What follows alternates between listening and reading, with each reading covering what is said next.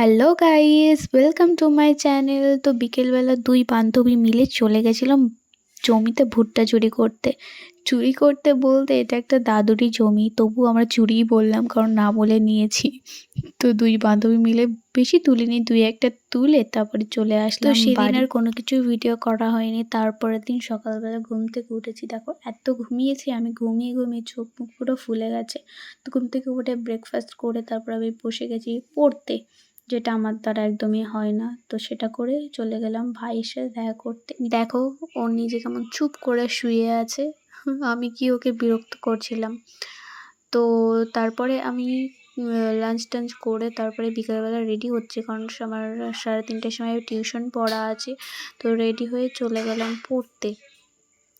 গেছিলাম আমরা স্কুটি করে, যাওয়ার সময় গেলাম স্কুটি করে, কিন্তু আসার সময় আমাদের হেঁটে হেঁটে আসতে হলো কারণ বান্ধবীর স্কুটি গেল খারাপ হয়ে। তো টিউশন পড়ে চলো বাড়ি যাই। তো আজকে এইটুকুই ছিল, বাই।